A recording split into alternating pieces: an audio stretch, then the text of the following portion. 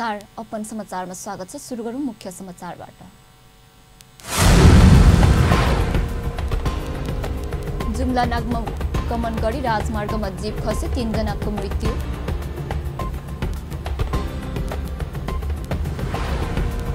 प्रदेश 2 सरकारको बिहीबार बस्ने मन्त्री परिषद बैठकले 3वटा विधेयकले सैद्धान्तिक सहमति दिने तयारी। जनकपुरको पर्यटन धार्मिक सांस्कृतिक विकासका लागि जनकपुरका युवाहरू अग्रसर। सर्बिया सरकारको निम्तोमा सिंचाई मन्त्री वर्षमान पुन बेलग्रेड प्रस्थान। युरो एसियन इनर्जी सेक्युरिटी फोरमको सम्मेलनमा भाग लिने र U15 साफ च्याम्पियनसिप आजबाट सुरु, नेपालसँग मालदिभ्स खेल्ने। अब समाचार विस्तारमा। जुम्ला नागमा गमगढी राजमार्गमा जीप खस्दा 3 जनाको मृत्यु भएको छ। 1J865 नम्बरको जीप हिम गाउँपालिका बर्खी पागरपाली नगरपालिका भन्ने स्थानमा राजमार्गबाट जीप खस्दा 3 जनाको मृत्यु भएको जिल्ला प्रहरी कार्यालय जुम्लाका प्रहरी नायक उपनिरीक्षक सीताराम रिजालले जानकारी दिनुभयो। मृत्यु हुनेमा एकै परिवारका 3 जना रहेका छन्। तिला गाउँपालिका वडा नम्बर 3 का 25 वर्षीय लाल सार्की, उहाँकी श्रीमती जानकी सार्की र 8 महिनाकी छोरी महिमा सार्कीको ज्यान गएको प्रहरीले जनाएको छ। प्रहरीका अनुसार 4 जना घाइते समेत भएको खबर आएको छ। यसैगरी घाइतेले उपचारका लागि कर्णाली स्वास्थ्य विज्ञान प्रतिष्ठान शिक्षण अस्पताल जुम्लामा उपचार भइरहेको छ। रोल्पामा एक व्यक्तिले श्रीमतीको हत्या गरेका छन्। रोल्पाको गागादेव गाउँपालिका वडा नम्बर 5 का सुकलाल सार्की श्रीमती देवी सराको हत्या गरेका हुन्। बुधबार राति करिब 11 बजे सुकलालले घाँटीमा खुकुरी प्रहार गरी श्रीमतीलाई घरभित्र हत्या गरेको जिल्ला प्रहरी कार्यालय रोल्पाले जनाएको छ। सुकलालले घरयासी विवादमा श्रीमतीको हत्या गरेको अनुमान छ। मानसिक सन्तुलन ठिक नभएको जस्तो देखिने सुकलाललाई प्रहरीले नियन्त्रणमा लिएको छ। घटनाबारे अनुसन्धान भइरहेको जिल्ला प्रहरी कार्यालय रोल्पाले जनाएको छ। प्रदेश 2 सरकारको आज बस्ने मन्त्री परिषद बैठकले 3वटा विधेयकलाई सैद्धान्तिक सहमति दिने तयारी गरेको छ। लोकसेवा सम्बन्धी विधेयक 2075, प्रशासन सम्बन्धी विधेयक 2000 र निजामती कर्मचारी सम्बन्धी विधेयक 2075 लाई सैद्धान्तिक सहमति दिने मन्त्री परिषदको तयारी छ। बिहीबार अपराह्न 4 बजे बस्ने मन्त्री परिषदको बैठकले 3वटा विधेयकलाई सैद्धान्तिक सहमति दिने तयारी गरेको प्रदेश 2 का आन्तरिक मामिला तथा कानुन मन्त्री ज्ञानेन्द्र कुमार यादवले बताउनुभयो। जनकपुरको पर्यटन धार्मिक सांस्कृतिक विकासका लागि जनकपुरका युवाहरू अग्रसर भएका छन्।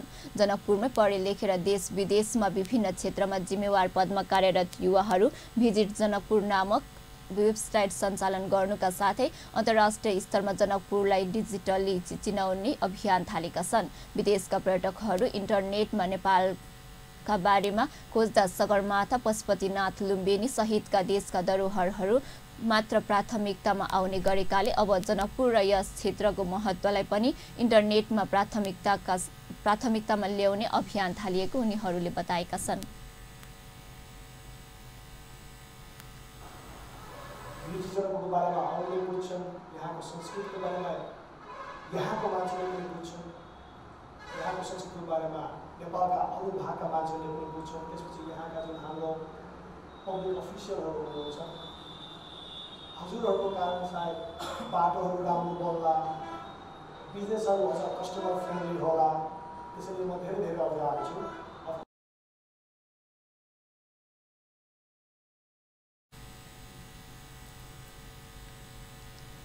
कर्फर नेपालको अगुवाईमा सुरु भएको अभियानमा अपन टेलिभिजन सहितका संस्थाहरूको समेत सहकार्य रहनेछ। 2020 सालसम्ममा 15 लाख पर्यटन नेपालमा भित्राउने नेपाल सरकारको महत्त्वाकांक्षी योजनामा सहयोग गर्ने उद्देश्यले समेत अभियान थालिएको युवाहरूको दाबी छ। त्यसैको लागि चाहिँ हामीले यो प्रेस मिट गरेको हौं। हामीले चाहिँ यो एउटा हाम्रो यो अभियानले चाहिँ कसरी स्थानीय पर्यटनको विकास र हाम्रो जनकपुर क्षेत्रको आर्थिक विकास गर्न सकिन्छ भन्ने कुरालाई चाहिँ मध्यनजर राखेर यो अभियान सुरु गरेको हौं। नेपाल सरकारले 2020 सम्म चाहिँ नेपालमा 15 लाख टुरिस्ट भित्राउने भनेर चाहिँ एउटा अभियान थालेको छ। त्यो 15 लाख आउने मान्छेहरूलाई सबैसम्म धेरै मान्छेलाई जनकपुरसम्म ल्याउन सक्ने एउटा प्लेटफर्म क्रिएट गर्न चाहिँ हामीले खोजिरहेको हो। अपन ठाम के मौलिकता ओकर विशेषता के प्रचार प्रसार करो हरेक। अभियान अन्तर्गत जनकपुरको घुम्नै पर्ने महत्त्वपूर्ण स्थलहरू मिथिला आर्ट, सांस्कृतिक बस्ने सुविधा, मिथिला परिकार र भोजन भ्रमणमा हुने खर्च सहितका सम्पूर्ण विवरणहरू राखिने समेत आयोजकको तर्क छ। इंटरनेट के सहयोग से के अपने देख दिलिए ये सब kiss we want equal representation of females as well. त्यही भएर हामीले त्यो 24 जनामा 12 वटा फिमेल अनि 12 वटा मेल स्टुडेन्ट्सलाई हामी ट्रेन गर्छौं कि कसरी डिजिटल फुटप्रिन्ट कुनै आफ्नो ठाउँको डिजिटल फुटप्रिन्ट कसरी बढाउने हैन, फोटोग्राफी युज गरेर फेसबुक युज गरेर गुगल युज गरेर आफ्नो ठाउँलाई कसरी ग्लोबली रिकग्नाइज गराउने भने हामी त्यो ट्रेनिङ दिन्छौँ। अनि यो वर्कसपको पनि गोलहरू छ हाम्रो। हामी जुन जनकपुरको मेन ठाउँहरू छ त्यसको गुगल म्याप्स, सबैले गुगल म्याप्स त सबैलाई थाहै होला हजुरहरूलाई। गुगल म्याप्समा हामी बढीभन्दा बढी इन्फर्मेसन राख्छौँ जनकपुरको जति इम्पोर्टेन्ट ठाउँहरू छ त्यसको। अब जसरी सपोज तपाईँहरूलाई कुनै बाहिर कुनै ठाउँ जानु छ, न्युयोर्क, सिडनी, इभन थाइल्यान्ड भनौँ न, थाइल्यान्ड त बजेटमा छ सबैको, थाइल्यान्ड पनि जानु छ भने if you go online and you try to find something Thailand Bangkok यदि तपाईँ टाइप गर्नुहुन्छ भने त्यहाँ कुन कुन ठाउँ भिजिट गर्ने, कहाँ बस्ने हैन, त्यो सबै इन्फर्मेसन अनलाइन आइहाल्छ। बट जनकपुरलाई कम्पेयर गर्नुहुन्छ भने त्यो हामी धेरै अहिले पछाडि छौँ। ओके, सो हाम्रो मेन चाहिँ एजेन्डा या मेन गोल भनौँ यो वर्कसप मार्फत हामी यहाँको स्टुडेन्टहरूलाई ट्रेन गर्छौँ कि कसरी त्यो हामी पनि भनौँ न न्युयोर्क जस्तै या सिडनी जस्तै या ब्याङ्कक जस्तै हामी पनि कसरी जनकपुरको बढीभन्दा बढी इन्फर्मेसनलाई अनलाइन राख्न सक्छौँ, त्यसको लागि हामी चाहिँ ट्रेन गर्ने हो।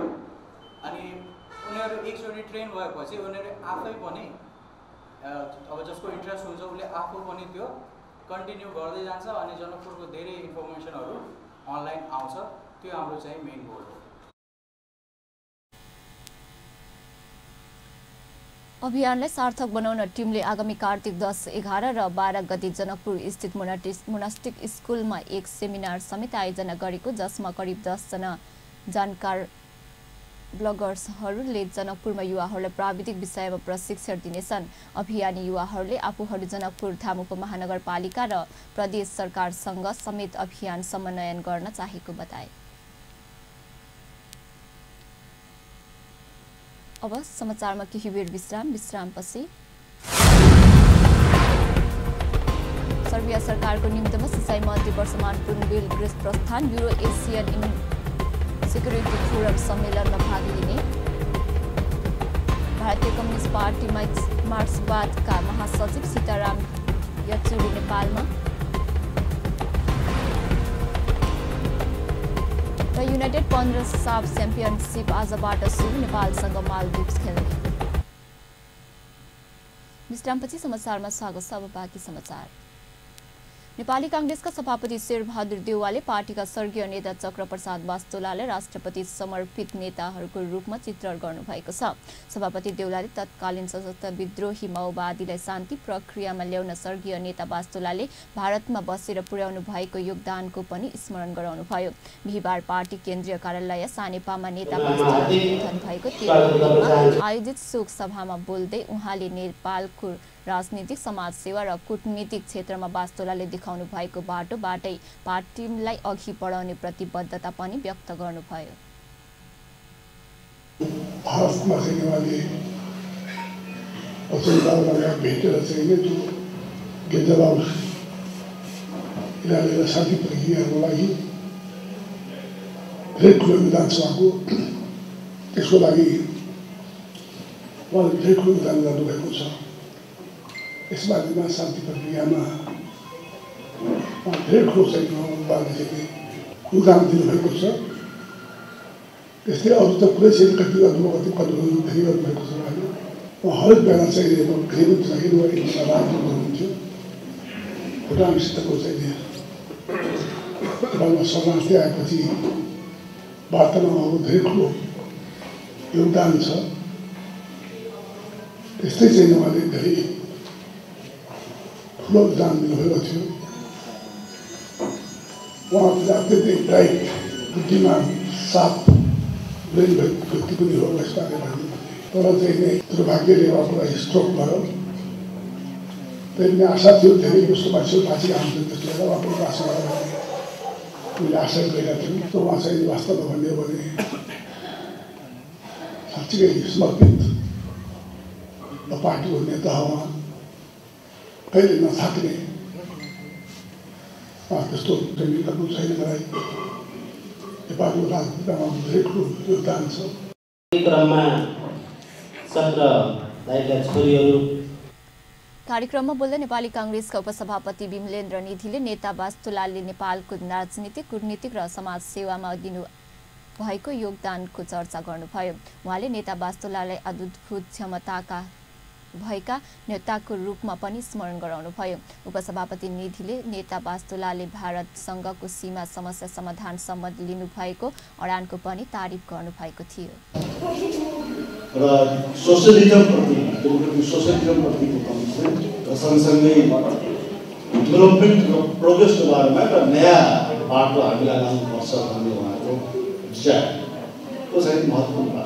खास गरेर सीमान्तमा राजनीति पनि हुनु पर्यो, एकचोटि मैले त्यही प्रो गरेँ उहाँकै सँग भएकै कुराहरू। जब यो बोर्डर, नेपाल र भारतको बोर्डरको बारेमा सबै टेक्निकल जोइन्ट टेक्निकल टिमले लिइसकेपछि अहिले पनि भारतको कता कता भन्दैछ सुस्ता र कालापानीको बाँकी छ, के हो र बाँकी कुरामा सिग्नेचर गरिहालौँ न। यो दुईवटा कुरा पछि गर्दा हुन्छ नि। गर्दै गर्दा मैले धेरै छलफल गरेँ, उहाँले मलाई बताउनु भयो र म त्यही बेलादेखि मैले त्यो पनि उहाँको कुरासँग सहमत भएर मैले पनि भने पार्टीको लिडरसिपमा यो जबसम्म बाँकी दुईवटा कुरा पनि पूर्ण लाग्यो तबसम्म नेपाली सहयोगमा पनि हस्ताक्षर गर्दैन। लोकराज बरालजी र उद्धव ट्याक्रोलजीहरूले एउटा किताब, एउटा सर्वेको रिपोर्ट विमोचन गर्नुभएको छ। सुशील कुमारलाई पनि हामीले भाग गरेर मलाई विमोचन समारोह मलाई बोलाउनु हो। त्यहाँ त्यही कुरा भयो, इन्भेस्टर पिरियडको त्यहाँ त्यही कुरा पनि भन्यो। म यहाँ आएर बोल्न चाहन्छु। मेरो मचिन्जेल थियो, म बोल्न लाग्यो, बोल्न लाग्नुभन्दा अगाडि त्यही तत्कालीन परराष्ट्र मन्त्रालयको एकजना सचिव इन्डिया देश हेर्नुपर्ने थियो। मैले बोलाएर छु म त बस्छु छु, के हो तपाईँको सुझाव, के बोल्नु हस्ताक्षर गर्नुपर्छ भन्नु कि हस्ताक्षर गर्ने।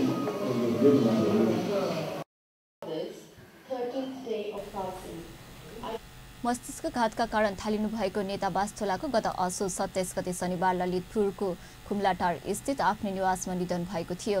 वास्तुलाले परराष्ट्र मन्त्री र भारतका लागि नेपाली राजदूतको भूमिका पनि कुशलताका साथ निर्वाह गर्नुभएको थियो।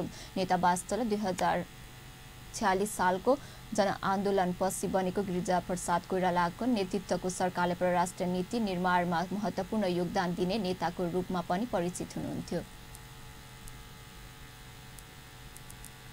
नेपाल कम्युनिस्ट पार्टीका अध्यक्ष पुष्पकमल दाहाल प्रचण्ड शुक्रबार भारत जाने हुनुभएको छ। भारतको राजधानी नयाँ दिल्लीमा इन्डिया फाउन्डेसनले गर्ने कार्यक्रममा प्रमुख प्रवक्ताका रूपमा सहभागी हुन उहाँ भारत जान लाग्नु भएको उहाँको सचिवालयले जनाएको छ। उहाँ भोलि नै काठमाडौँ फर्किने कार्यक्रम छ। नेकपाका अध्यक्षका कार्यक्रममा प्रमुख प्रवक्ताका रूपमा बोलाइएको बैठकमा प्रधानमन्त्री समेत रहेका नेकपाका अध्यक्ष केपी शर्मा ओली नजाने भएपछि प्रचण्ड भारत जान लाग्नु भएको हो। ऊर्जा जलस्रोत तथा सिंचाइ मन्त्री वर्षमान पुन सर्बिया सरकारको निम्तोमा बेलग्रेड प्रस्थान गरेका छन्। सर्बियाको बेलग्रेडमा आयोजना हुन लागेको युरो एसियन इनर्जी सेक्युरिटी फोरमको सम्मेलनमा भाग लिन मन्त्री पुन बिहिबार बिहान त्यस्तै प्रस्थान गरेका हुन्। शुक्रबार र शनिबार 2 दिनसम्म चल्ने सम्मेलनलाई मन्त्री पुनले सम्बोधन पनि गर्नेछन्। युरोप र एसियाका विभिन्न देशका मन्त्री र उच्च अधिकारीको सहभागिता रहने सम्मेलनमा मन्त्री पुनले नेपालको ऊर्जा क्षेत्रको अवस्था र लगानीको सम्भावनाबारे गराउने उनको सचिवालयले जनाएको छ। त्यसका साथै उनले प्रथम उपप्रधानमन्त्री इभिका डाकिक, ऊर्जा र माइन हेर्ने सर्बियाका मन्त्री एलेक्जेडर एडिकसँग भेटवार्ता गर्ने कार्यक्रम पनि छ।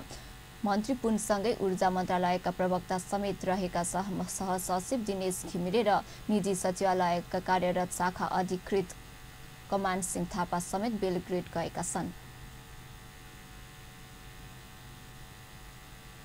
अब फेरि समाचारमा केही बेर विश्रामपछि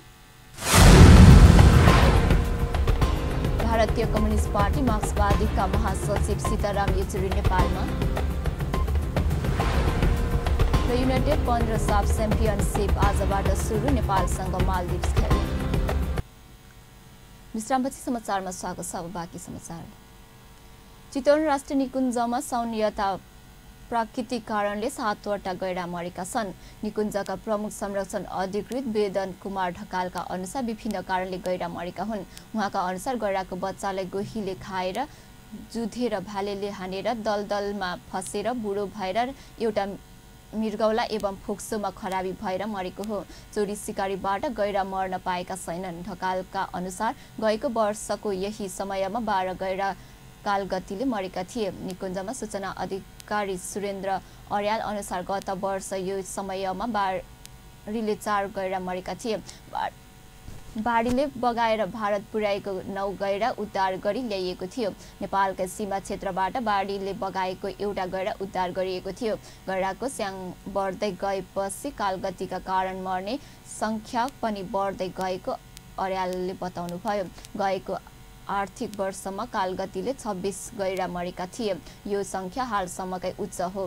कालगतिका कारण मर्ने संख्या बढ्दै गएपछि निकुञ्ज विभागले अध्ययन समेत थालेको छ। सन् 2015 को गणना अनुसार निकुञ्जमा 605 गैंडा रहेका छन्। भारतीय कम्युनिस्ट पार्टी मार्क्सवादका महासचिव सीताराम येचुरी नेपाल आउनु भएको छ। सत्तारूढ नेपाल कम्युनिस्ट पार्टीका नेकपाको निमन्त्रणमा महासचिव येचुरी बिहीबार बिहान काठमाडौँ आइपुग्नु भएको हो। नेपाल आइपुग्नु भएका उहाँले विभिन्न त्रिभुवन अन्तर्राष्ट्रिय विमानस्थलमा सञ्चारकर्मीहरूसँग संक्षिप्त कुराकानी गर्दै आफ्नो नेपाल बसै दुई देश र दुई बीच पार्टी बीचको सम्बन्धलाई अझै बलियो बनाउन केन्द्रित हुने बताउनुभयो। त्यस अवसरमा दुई मुलुक बीचको जनस्तरीयको सम्बन्धको पनि उहाँले उल्लेख गर्नु भएको थियो। Now, which one is that mean? Between our two parties. The Communist Party of India Marxists and the Nepalese Communists have a very long tradition, both friendship and fraternity, based on the principles of communism and the effort to convert our countries into socialist countries. So we come from mutual discussions on issues concerning both our countries, our peoples, and both our parties. So that is the purpose of our visit now. 5 days, we will be here 30th, according to the program. According to program, I am scheduled to meet the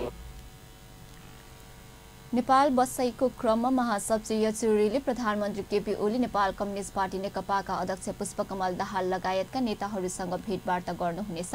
उहाँले शुक्रबार पुष्पलाल स्मृति प्रतिष्ठानद्वारा आयोजित विचार गोष्ठीलाई पनि सम्बोधन गर्ने कार्यक्रम रहेको छ।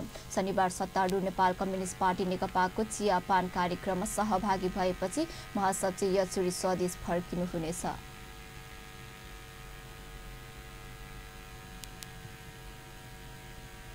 अमेरिकी डलरको भाव आज 69 पैसाले घटेको छ।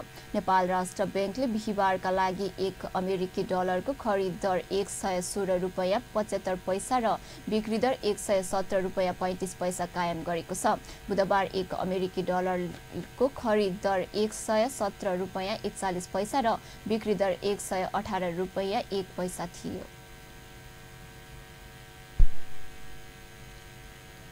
अब खेल समाचार।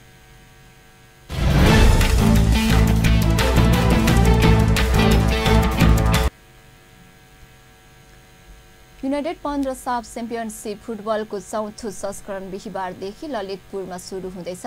प्रतियोगितामा नेपाल सहित मालदिप्स र बंगलादेश एउटा समूहमा रहेका छन्। यसैगरी अर्को समूहमा भारत, पाकिस्तान र भुटान रहेका छन्। बिहीबारको उद्घाटन खेलमा भारत र पाकिस्तान भिड्नेछन्। ललितपुरको एफ मैदानमा हुने प्रतियोगिताको उद्घाटन खेल बिहीबार 11:30 बजे हुनेछ। त्यसगरी बिहीबार नै दिउँसो 3 बजे नेपाल र मालदिप्स आम्ने सामने हुनेछन्। युनाइटेड 15 साफ च्याम्पियनका अहिलेसम्मका सबै संस्करणमा भाग लिएको नेपाल 2 पटक फाइनलमा पुगे पनि उपाधि भने जित्न सकेको छैन। अन्त्यमा मुख्य समाचार पुनः एकपटक।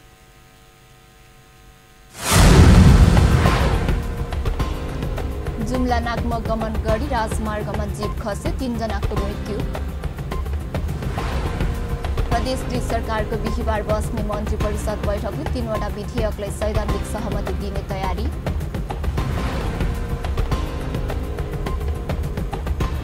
जनकपुरको पर्यटन धार्मिक सांस्कृतिक विकासका लागि जनकपुरका युवाहरू अग्रसर।